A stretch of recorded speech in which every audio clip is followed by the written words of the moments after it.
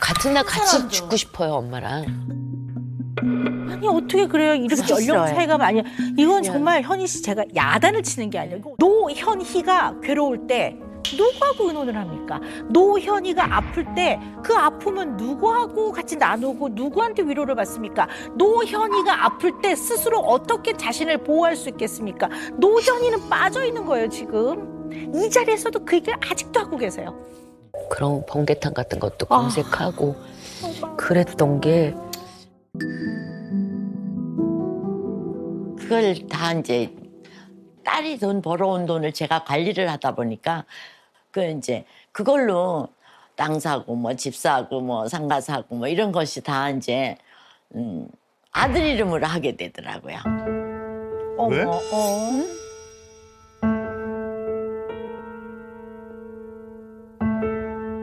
아들을 좀 생활하게끔 해주려고 그랬었던 거예요. 그 놈은 좀 제복이 있는 놈인지 잘 됐었어요. 그런데 코로나 때 폭망을 한. 코로나 때부터 그렇게 안 된 거 몰랐어요.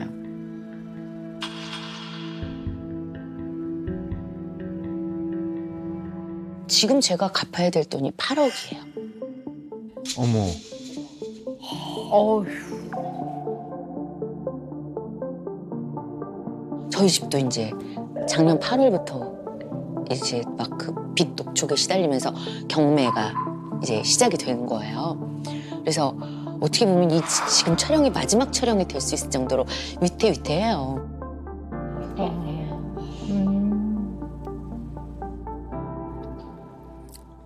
모험은 뭐하냐고. 한 방에 다 말아먹고 그래도 남한테 남 주고 난 남을 줘서 나는 잘못된 일 한 번도 없어. 아들놈한테 뺏기. 아들놈한테 뺏기.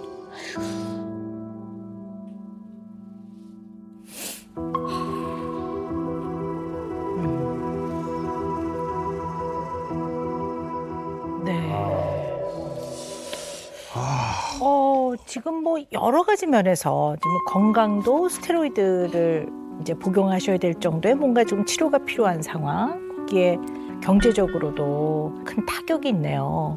네, 어머니하고는 가깝긴 하지만 좀 의논하기 좀 어려운 것 같고, 또 뭐 동생하고 의논하기도 어렵고, 굉장히 지금 4년 초반에요. 맞아요. 네네. 최근에 극도로 제가 스트레스랑 그 위장 장애랑 뭐 이런 것들이 좀 심하게 겹쳤나 봐요. 아침에 바쁘게 나가야 되니까 하루에 복용해야 될 약을 한꺼번에 다 먹은 거예요. 빈속에 우유 한 잔 먹으니까 계속 오버히트를 하기 시작한 거예요. 근데 고속도로를 하필 딱 진입을 해서 한 손에 비닐봉지 들고 한 손으로 운전하고 나중에는 수분이 이제 다 없으니까 피가 나오기 시작하더라고요. 피가 나오고 계속 거품하고 피하고.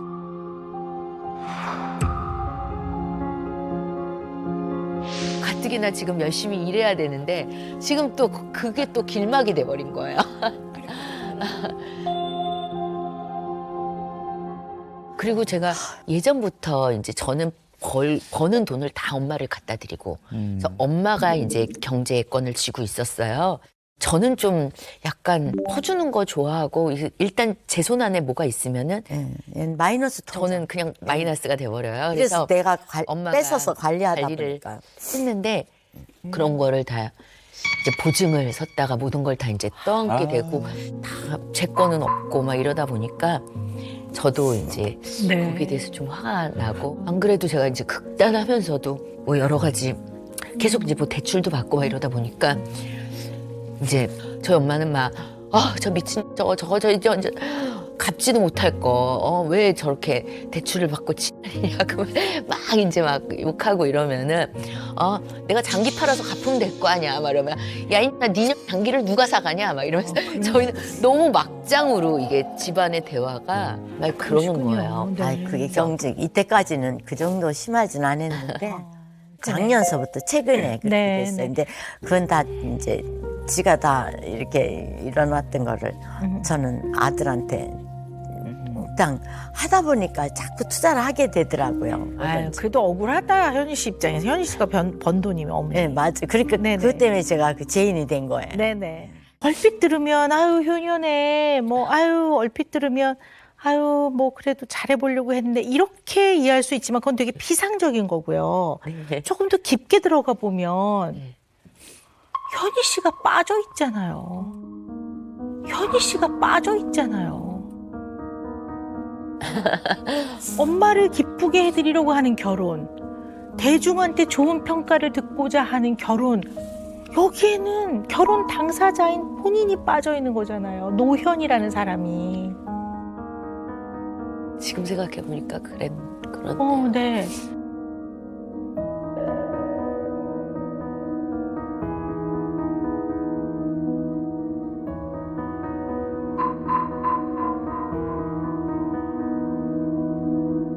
우리가 이제 우리 시대 저기 한 반에 한 60명씩 하면 세 반이니까 한 180명 되잖아요. 그 애들 뭐 아는 친구들 중에서 이혼 딱 저 혼자 한 거예요. 우리 옛날에는 그랬어요. 맞아. 그게 그렇게 내가 싫어가지고 그래서 딸은 그냥 오래 잘 살기 위해서 결혼하게 했던 거예요. 그것도 네. 반듯하게 봤기 때문에. 그렇군요. 이혼을 하신 다음에 노현이라는 사람한테 있어서 그 과정을 쭉 겪고 어쨌든 마무리가 됐을 때 결혼 생활이 네. 그 이후에 이 마음 한번 들어봅시다. 어떠셨어요?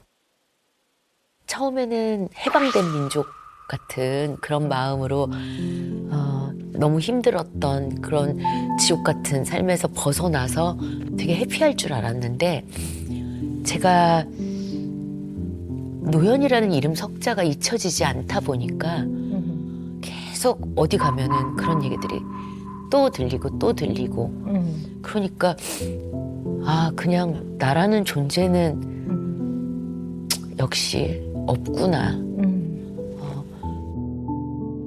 그 입맛에 맞게 또 움직여야 되고 그렇게 살면서 너무나 많은 분들이 축복을 해주셨고 최초의 우리나라에서 연예인하고 또 아나운서하고 커플이었고 그러다 보니까 그런 거를 제가 기대를 저버리고 실망을 시켜드렸다라는 생각에 그 뒤에 삶도 그렇게 녹록지만 않았던 것 같아요. 네. 네, 지금까지도. 잠깐만요. 죄송해요. 네. 잠깐만. 네.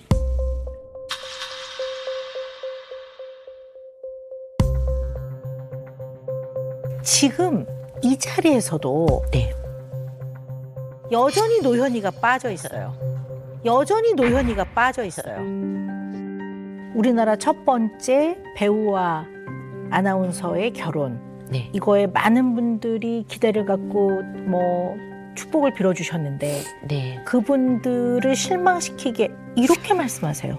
그분들을 실망시킨 거? 그럼 있겠지만 현희 씨의 삶에 글이 중요하지 않아요. 글이. 노현이란 사람의 삶에 그분들의 실망은 그냥 잠시 그분들이 실망하시는 거지 노현희가 더 중요한 거잖아요. 여전히 노현이가 빠져 있어요. 자, 그렇다면 아까 어머님이 그런 말씀하셨어요. 내가 이혼을 했기 때문에 딸만큼은 네. 절대로 그거를 겪게 하고 싶지 않았다고 말씀하시는데 저 그 마음 이해해요. 저도 부모이고 이해합니다. 그러나 어머니 역시도 따님을 사랑하셨지만 어머니 인생에서 굉장히 아픔이었던 그 이혼, 이것만큼은 내가 물려주지 않겠다라는 그 마음에 그것만 보면 그거 이외에는 잘 안 보여요. 그 결혼 생활을 이혼 안 하고 유지해 나가는데 너무 몰두를 하면 결혼 생활을 행복하게 하는 거에 대한 중요도를 잊어버린단 말이에요. 처음엔 그러셨던 것 같아요. 그럼 이 노현이라는 사람은 어떻게 해서라도 나의 결혼 생활에서 마음에 어려움이 있더라도 엄마를 기쁘게 해드리려고 하는 결혼, 나에게 응원을 해주시는 분들한테 실망시키지 말아야 되겠다. 이런 생각을 하면 노현희가 괴로울 때 누구하고 의논을 합니까? 노현이가 아플 때 그 아픔은 누구하고 같이 나누고 누구한테 위로를 받습니까? 노현이가 아플 때 스스로 어떻게 자신을 보호할 수 있겠습니까? 노현이는 빠져 있는 거예요, 지금. 이 자리에서도 그 얘기를 아직도 하고 계세요. 그러게요. 제가 어떻게 보면 저의 삶은 없었기 네. 때문에 그냥 보이기 위한, 보여지기 위한 그런 저의 인생만 있었던 것 같아서 그래서 늘 이렇게 포기하고 싶은 생각이 많이 들었나 봐요. 그냥 어떻게든 그런 것들을 좀 탈피하고 싶고 도망가 버리고 싶고 숨고 싶고.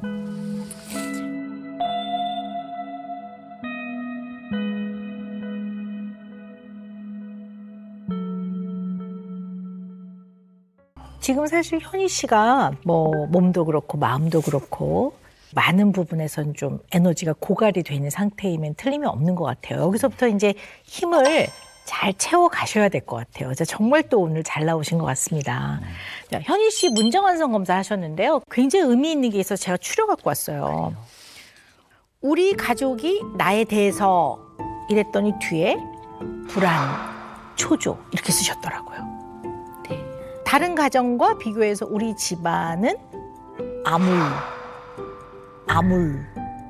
그러니까 뭔가 이렇게 딸을 걱정하고 뒤에서 다 뒷일을 봐주시고 그랬음에도 불구하고 불안감이 있고 초조하고 암울하다고 느끼고 힘들었다는 얘기를 지금 하고 계시는 거거든요. 네.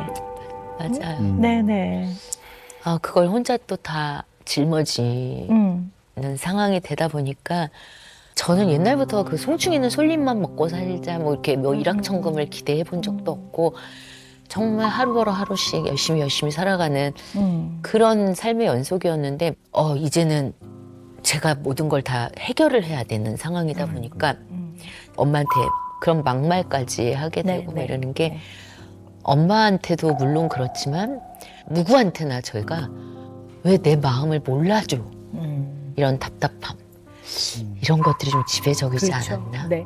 그래서 진짜 여러 번 제가 이렇게 막 그런 번개탄 같은 것도 검색하고 그랬던 게 그래서 늦어질까 봐 지금이라도 좀 좋은 그 친구라도 좀 만나서 속에 있는 대화도 좀 해가면서 그런 것도 전 잔소리 같고 그것도 그것조차도 못하게 다 거슬려요. 다 네. 엄마가 얘기하는 거 모든 게 다. 전 진짜 그런데 남자 같은 날 같이 죽고 싶어요 엄마랑. 아니 어떻게 그래요? 이렇게 연령 싫어요. 차이가 많이. 이건 정말 현희 씨 제가 야단을 치는 게 아니라 이거 어떻게 야단을 칠 일입니까? 너무 걱정이 돼서 하는 거예요. 그게 걱정돼요. 네. 저도. 왜냐면 지금 80이 다 되신 어머니와 30살 차이가 나는 30살 넘게 차이가 나는 딸이 어떻게 한날 한시에 세상을 떠날 수 있습니까? 그건 이 자리에 오늘 나오실 때 우리는 얼굴만 보면 정말 너무 많이 싸워야 하지만 어떻게 보면 50이 된 딸이 여전히 엄마한테 딱 이렇게 찍혀서 붙어서 있는 것 같아요. 맞아. 그래서 너무 안타깝고 걱정이 되고 그래요. 안 고쳐지. 절대 안 고쳐지. 어머니 근데 이거는요. 고칠 부분이 아니라 그렇지. 이해해야 될 부분인 것 같아요. 그러니까. 고쳐지는 게 아니라 이 노현이라는 이 딸은 노현이라는 이 사람은 어떤 어려움 때문에 이럴까라는 걸 이해해봐야지 잘못을 했기 때문에 고쳐지는 문제는 아니라고 봐요. 자 그러면 현희 씨 노현이라는 사람은 어떤 사람입니까? 그냥 저를 한 문장으로 표현하면 그냥 열심히 살아가는. 그렇죠. 네, 열심히 살아가는 그냥 연기만 하고 싶고. 네.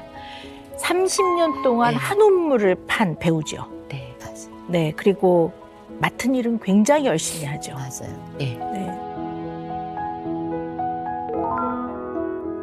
이게 단단하셔야 될 것 같아요. 이게. 네. 이 부분이 나무라고 보면 단단하게 딱 뿌리를 내리고 나는 그래. 나는 그런 사람이야. 그래야 되는데 네. 그렇지 못한 것 같아요. 강철 부대 프로그램도 보고 막 이렇게 또 군 생활도 15년 동안 하고 막 이렇게 해서 정말 강인하고 사람이 그냥 뭐라 해야 될까 막 송곳으로 바늘로 쑤셔도 들어갈 것도 없다고 막 주변에서 막 그렇게 말씀을 해주시는데 사실 정말 마음도 여리고 그리고 또 이게 정도 많은 사람인데 이제 제가 너무 사람들을 잘 믿고 이렇게 정을 잘 주다 보니까 그런 것 때문에 좀 마음에 상처가 많아서 이제 네, 오 박사님께 네네. 제가 이렇게 기다리다가 신청하고 지금 네네. 몇 달 만에 지금 오게 됐습니다. 아이고. 근데 지금 이렇게까지 이 상담소에 그 고민을 들고 나오신 거 보면 꽤나 큰 상처들이 좀 많았던 것 같아요. 사람에 대한. 네. 그게 그때 당시에는 되게 저한테는 컸던 건데 이제 뭐 학교 다닐 때 알바를 제가 한 달 내내 하루도 안 쉬고 진짜 학교 마치면 토요일 날 가가지고 그냥 10시간 또 빨간 날은 무조건 가서 막 12시간 풀로 하고. 또 평일 날은 무조건 5시간 이상씩 하고 막 그렇게 풀로 해봤자 한 달에 받는 돈이 60만 원에서 65만 원 요 사이 70만 원 사이 정도 받았었는데 친구가 30만 원만 좀 빌려달라고 했었는데 60만 원 받은 걸 통째로 다 줬어요. 30만 원만 빌려달라고 그랬는데. 그러니까 30만 원. 정말 친한 친구였고 친구가 너무 그때 당시에 조금 어려웠고 힘들어 보여서 그걸 다 빌려주고 다음 달에 무조건 당연히 그 친구도 친한 친구니까 받을 수 있을 거라 생각했는데 이제 친구도 좀 상황이 안 좋아가지고 그거를 이제 못 갚게 되었고 막 그러다 보니까 제가 한 3개월 동안 생활비가 없어가지고 계속 10,000원, 20,000원씩 가불해서 쓰고 막 그렇게 해서 쓰다 보니까 되게 좀 힘들었던 적이 있었는데 본인은 왜 그러는 것 같으세요? 이게 근데 한번 이유를 생각을 해봅시다. 그러니까. 뭐 이게 뭐 내가 뭘 잘했다 나쁘다 뭐 못했다 이런 건 아니고요. 뭐 이유는 좀 알아봐야 될 것 같아요. 우리 그냥- 박군 씨는 왜 그러는 것 같으세요? 근데 친한 사람들이 그렇게 하면 이거 정말 얼마나 힘들까. 원래 또 그렇잖아요. 행복하고 즐거운 일이 있을 때 함께 해주는 것보다 내가 만약에 그때 도움을 안 주면은 저 사람이 막 떠나갈 것 같고 어머니 장례가 끝나고 이제 조의금 들어왔던 걸로 장례 비용 다 쓰고 남았던 한 150만 원 정도가 있었거든요. 근데 이제 정말 친한 선배였는데 200만 원만 좀 빌려달라고 50만 원이 또 부족하지 않습니까? 특정해서 선배한테 50만 원을 따로 빌려서 총 200만 원을 이렇게 빌려줬었는데 연락이 없으시더라고요. 안 갚으셨어요? 네, 연락이 아예 없어가지고 항상 이제 주변 분들이 잘 챙겨주시고 항상 옆에서 이제 저한테 이제 가족같이도 대해주시고 정말 친구같이 선배같이 모든 사람들이 잘 챙겨주시니까 이제 저도 그만큼 또 하려고 하는 거죠. 이제 예를 들면 저한테 뭔가를 선물을 하나를 해줬다. 그러면 저도 똑같은 선물을 하는 게 아니고 선물을 2개 한다든지 아니면 그분의 부모님까지도 이제 고향 내려가게 됐어요. 왜 무슨 일 있으세요? 지금 부모님 편찮으셔서 내려간다.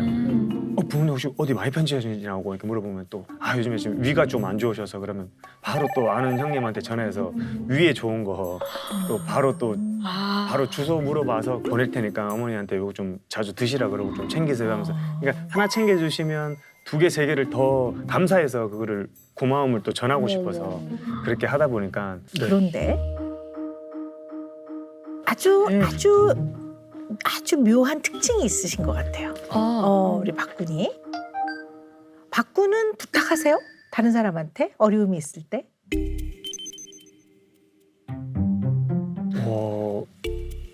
사실 이게 제가 부탁하기가 좀 어려운 것 같습니다. 이게 그냥 조금 뭐라 해야 될까 윤지야 진짜 미안한데 돈 좀 빌려줘 막 예를 들어서 이렇게 얘기를 하잖아요. 그러면 왠지 뭐라 해야 될까 제가 평소에 윤지한테 잘했던 평소에 그냥 윤지한테 원래 제가 막 윤지랑 친하게 지내고 자꾸 밥도 제 이름 사고 부르지 선물도 마세요. 주고 했잖아요. 설레니까. 근데 평소에 잘했던 것들이 갑자기 제가 돈을 빌려달라고 하거나 부탁을 하게 되면 꼭 그 전에 잘했던 게 뭔가를 부탁하기 위해서 잘했던 걸로 밑밥 깐 비춰질까 것처럼 보일까 봐. 봐. 그게 너무 싫어서. 근데 약간 다른 각도에서도 좀 살펴봐야 될 것 같아요. 그걸 왜 그냥 못 넘어갈까 하는 생각을 해봐야 될 것 같아요. 나는 왜 그럴까? 나는 왜 그럴까? 네네. 우리 사람은 좀 그렇게 맞습니다. 돕고 사는 게 네. 맞긴 맞아요. 네. 참 좋은데요. 약간 어떤 느낌이 드냐면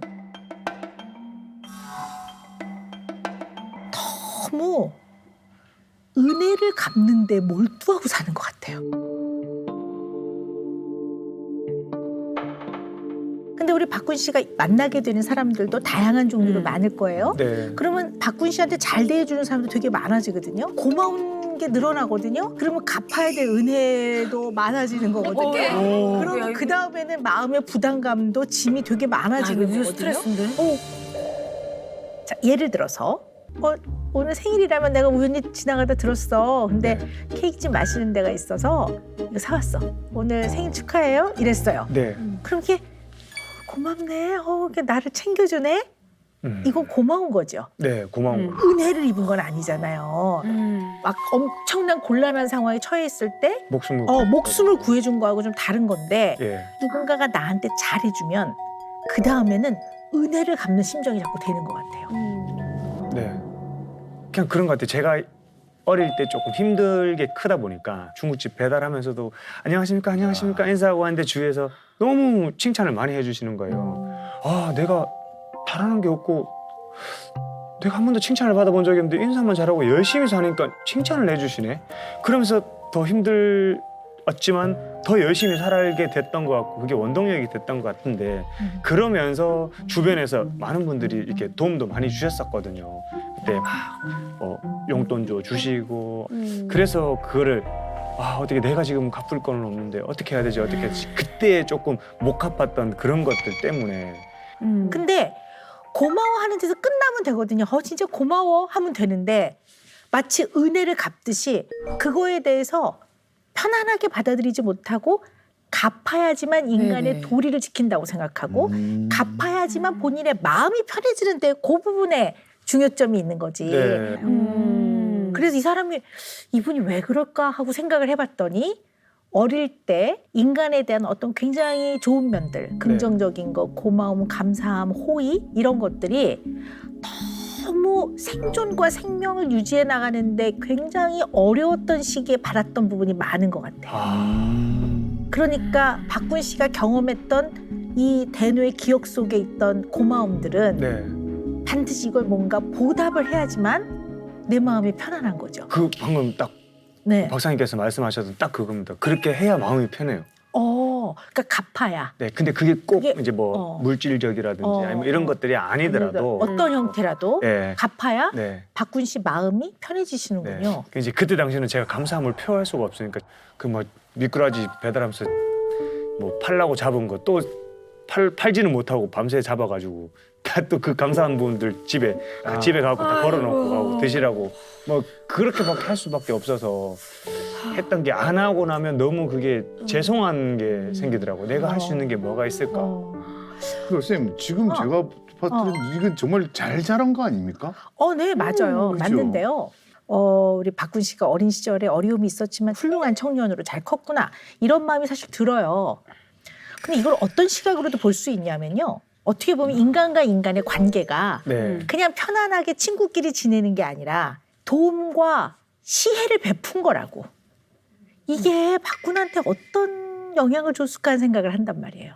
누군가 보호가 필요하고 누군가 따뜻하게 내 마음을 어루만져주고 내가 어떤 모습이어도 내가 돈이 있든 없든 내가 뭐 잘하든 못하든 굉장히 소중한 존재이고 나를 사랑하는구나 이런 것들을 느끼고 안정감을 얻기를 원해요. 그러니까 내가 가장 소중한 존재라고 느끼고 싶어 해요. 근데 이런 것들을 의존적 욕구라고 해요.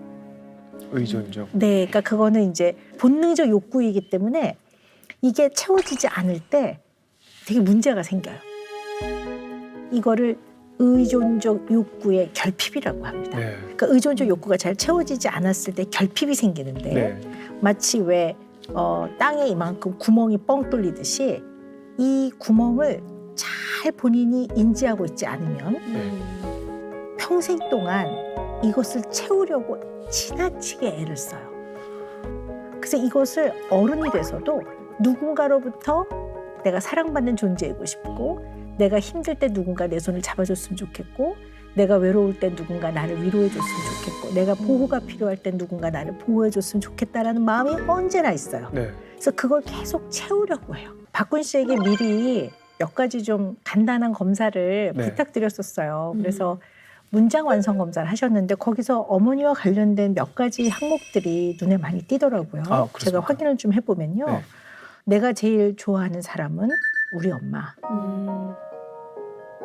나의 어머니는 나를 위해 항상 희생하셨다. 불쌍하다. 나의 어머니를 좋아했지만 싫을 때도 있었다. 네, 이렇게 쓰셨더라고요. 네. 사실은 어머니도 음. 뭐라 해야 될까 막 저한테 이렇게 좀 대화로 막 이렇게 얘기하면서 오늘 학교 가서 어땠어 막 이렇게 전혀 없이였고 너무 빠듯하게 사시다 보니까 그냥 퇴근하고 오시면 뭐 대화를 나눈다기보다 또 오시면 어머니도 되게 깔끔한 성격이셔서 와서 피곤하시면 그냥 주무셔도 되는데 항상 청소 또 하고 정리정돈 하고 빨래하고 뭐 하고 그렇게 하시고 또 잠만 또 주무시고 또 다음날 또 일하러 가시고 항상 그래서 뭐 대화라고는 거의 없었던 것 같고 깊이 그렇게 어릴 적에는 좀 대화를 많이 나누거나 뭐 소통을 좀 많이 하고 이런 적은 많이 없었던 것 같아요. 아, 그러셨군요. 네. 학용품 같은 것도 사가야 되는데 수치화를 그려야 된다든지 그렇죠. 이런 물감이 들어가 버리거나 세트로. 네, 뭐 그렇죠. 파레트라 그러죠. 막 이런 게 네. 들어가면 막 10,000원이 넘어가 버리고 그렇죠. 네. 계속 들려주니까 그런 건 또 못 사가요. 네. 엄마한테 달라고 해달라 말도 못하면 말도 못 꺼내고. 일단 오늘 가라고 말은 하는데 없잖아요. 못 갖고 왔습니다. 말도 못하고 부끄러우니까 친구들이 놀릴까 봐. 한 초등학교 4학년 때 신문 50부 정도 돌리면 그게 5만 원 줬거든요. 50부에 5만 원. 1시간만 새벽에 5시 나가서 돌리고 학교 가면 되는데 뭘 새벽 5시에 네. 초등학생이. 네. 악착같이 했던 것 같아요. 그냥 솔직히 너무 힘도 들고 학교 다니면서 하고 또 뭐 성인이시니까 네. 지금이야 그 어린 시절을 이렇게 되돌아보면 아, 상황이 이랬고 우리 어머니의 삶도 참 가엾고 네. 녹록하지 않았구나 그거는 이런 생각을 어른 하지만 돼서 그때 그 당시 어린아이였던 박군 입장에서는 그렇게 생각하기는 어려웠을 것 같아요. 그건 누구나 그랬을 것 같아요. 근데 네. 그 당시는 그냥 어린 마음에 엄마가 내가 외로울 땐 좀 옆에 있어주고 또 어떤 일상생활의 이 생활 현장에서 어른의 보호가 필요할 때도 있는데 맞습니다. 어머니는 생계를 위해서 나가 계시고 혼자 형제도 없이 혼자 그런 걸 오롯이 받았던 것 같아요. 네. 그 사실 저희 어머니 같은 경우에도 이제 몸이 많이 안 좋으셔서 말씀 오신다고 계속해요. 면회 가면 안 되냐고, 면회 가면 안 되냐고. 그때로 돌아가면 그냥 엄마 보고 싶어 와라고 한마디 했으면 얼마나 좋았을까. 한 번이라도 더 봤을 건데 지금 생각하면은 그것도 너무 후회가 되고.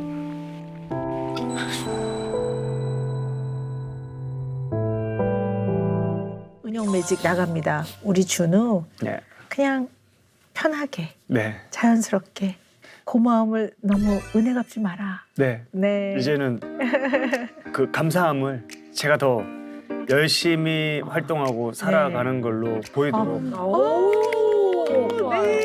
잘 되면 말씀하셨던 것처럼 이제 저도 이제 더 많이 베풀고 힘든 사람들 그러니까 받았던 거를 더 힘든 분들한테 네. 그 은혜를 갚겠습니다. 네. 그렇게 갈게요. 그렇게 가면 제일 쉬운 것 같습니다. 네. 너무 감사합니다. 한 1년 반 정도 정말 은둔 생활을 했어요.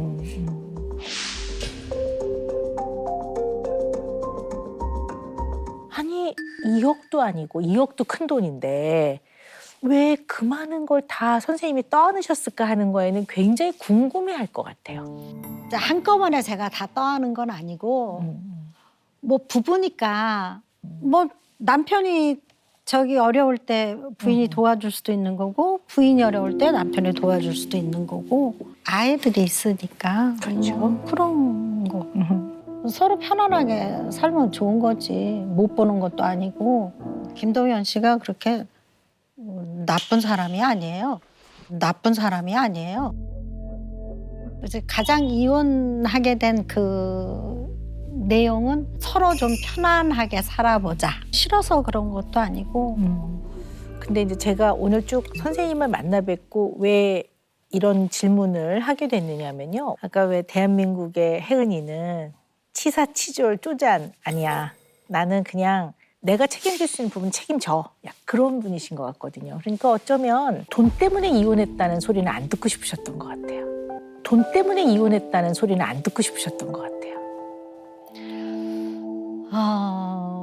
그렇죠. 네네. 듣고 싶지는 않지만 우리 정도의 나이대에서는 굉장히 질타를 받을 수 있다는 예전엔 그랬죠. 예전에는 네. 30년이나 살았으면서 그냥 더 참고 살지 뭐 이런 얘기도 있었고 좋게 잘 마무리를 해서 그런 부분은 참 서로 다 잘했다라고 생각이 들어요. 근데 이제 선생님도 그거를 최선을 제가 볼 때 다 하셨던 것 같아요. 결혼 생활을 어떻게 하든 잘 꾸려가 보려고 노력을 하셨던 것 같고요. 선생님이 그 문장 완성 검사에서요. 그 이혼에 대해서는 자책을 많이 하시더라고요. 자책을 많이 하시더라고요. 내가 가장 인생에서 저지른 큰 잘못은 내가 끝까지 가정을 지키지 못한 것이라든가 가장 내가 잊고 싶은 만큼 힘든 건 이혼. 이런 것들. 그래서 이혼에 관련된 아직 상처가 선생님 마음 안에 많은 것 같아요. 그리고 그게 자책을 좀 많이 하시는 것 같아서 좀 사실 염려스럽고 그렇습니다. 선생님 마음 한구석에 자꾸 이런 마음이 자책 비슷한 마음이 드는 거는 팬들의 대중들의 평가도 영향을 많이 주는 것 같아요. 유명한 분이시니까 이러쿵저러쿵 말을 한단 말이에요. 그것이 선생님의 마음을 상당히 산란하게 하는 것 같아요. 제가 보기에는. 병원에 갔는데 뭐 문답지를 주더라고요. 그래서 이제 쓰는데 거기에 직업, 주부, 남편 직업, 사업 뭐 그 받아 쓰는 그게 내가 전부 앉아서 거짓말을 쓰고 있는 거예요. 그래갖고 쓰다 말고 그냥 놓고 나와버렸어. 너무 왜 화가 나더라고요. 나는 그 순간에. 너무 좀 때로는 힘이 붙였겠다라는 생각도 많이 좀 드네요. 네. 나 힘들게 살았어요. 네. 네. 우리 이런 얘기 좀 해보면 선생님한테 도움이 좀 될 것 같은데요. 혜은이 선생님은 본명이 김승주시죠? 네. 네. 그러니까 인간 원래 김승주와 혜은이에 있어서 구별을 좀 하고 사셔야 되는데 이게 좀 잘 안 되시는 거 아닌가. 구별을 좀 하고 사셔야 되는데 이게 좀 잘 안 되시는 거 아닌가. 저도 공감합니다. 네네. 혜은이라는 이름으로 더 오래 살았기 때문에 그 김승주라는 이름이 오히려 어떤 때 낯설기도 해요. 내가 어디가 아파서 병원을 갔다. 그랬을 때 김승주님 하고 부르면 이렇게 내 본명은 아무도 모르니까 잘 김승주로 불리워질 때는 그래도 마음이 좀 편안해지는 건 있어요. 네네. 저를 가지고 좀 예를 들어본다면 오은영 박사님? 그러면 저는 병원에 가서 진료를 볼 때는 정신건강의학과 전문의이고 또 제가 글을 써요, 선생님. 제가 네네네. 작가예요. 네. 그때 또 작가고 요즘 쉽게 표현하면 이런 것들을 부캐라고 보면 부캐들이란 말이에요. 혜은이 선생님은 가수 혜은이가 부캐란 말이에요. 김승주가 원래 사람인 거고. 근데 워낙 이 부캐인 가수 혜은이가 너무나 큰 영역이었기 때문에 부캐에게 잠식당한 느낌이에요. 김승주가. 잠식당한 느낌이에요. 김승주가. 혜은이는 노래를 부르는 무대에서만 혜은이면 되거든요. 네. 그러니까 무대를 딱 내려오면 김승주면 되는데 일상생활에도 다 혜은이였던 것 같아요. 냉정하게 말하면 정말 뼈골 때리게 말씀을 드리면 본캐는 김승주예요. 그러니까 무대에서 가수 혜은이는 완벽해야 되고 최고여야 되고 근데 무대에서 내려온 김승주는 뭐 어떨 때는 밥솥도 못 열고 양파도 못 썰고 뭐 그래도 되거든요. 근데 그 잠식은 당했는데 제가 제일 행복할 때는 무대에서 노래할 때거든요. 할 수 있고 자신 있고 정말 무서울 게 없는 게 노래밖에 없어요. 무대 위에 있는 시간. 네, 무대에 있는 시간. 가수 혜은이는 김승주에서 혜은이는 몇 살 때부터 시작이 된 거예요? 베이비 쇼라고 그래가지고 네, 그 프로덕션을 하셨어요. 그래가지고 거기에서 이제 영향을 받았는지 그건 모르지만 19살 때 학교 졸업하던 해에 바로 보증을 잘못 쓰셔가지고 야간 업소, 극장식 맥졸 제가 가장이 돼야 해서 노래를 시작한 거예요. 네. 어떻게 보면 대중이 원하는 모습으로 약간 만들어진 면도 있는 거예요. 그게 가식이란 뜻이 아니라 네네. 이러길 이러기 바라는 모습이란 말이에요. 그런 모습으로서 존재했을 때 인정을 받았기 때문에 사실은 그러지 못한 모습으로 존재할 때 불편하신 것 같아요. 그 김승주를 어떻게 생각하시느냐가 되게 중요할 것 같아요. 조금 더 뼈골때리 얘기를 해보면 이혼을 한 거는 김승주예요. 혜은이가 아니라. 혜은이는 무대에서 노래 부를 때만 혜은이라니까요. 그러면 아이도 낳고 집을 사기도 하고 땅을 팔기도 하고 또 가족하고 놀러 가기도 하고 결혼도 하고 이혼도 한 사람은 혜은이가 아니죠. 김승주거든요. 그러니까 본캐 김승주로서의 삶을 어떻게 생각하냐 굉장히 중요한 것 같아요. 박사님 말씀을 듣고 보니까 김승주라는 존재는 없었던 것 같네요. 없었던 것 같아요. 뭐 언제나 선생님은 혜은이로서 존재했기 때문에 너무 힘든 인생이었을 것 같아요. 제가 네. 가수로서의 혜은이는 이제까지 한 걸로도 충분해요. 전 그렇게 봐요. 저는 대한민국 여자 가수 혜은이 선생님 이러거든요. 그럴 정도로 저는 100점 만점에 100점 드립니다. 근데 인간 김승주로서는 더 멋있어요. 왜냐하면 30년 산 배우자와의 그래도 신의를 지키려고 노력해본 거. 마지막까지 삶을 최선을 다해본 거는 혜은이가 아니죠. 김승주죠.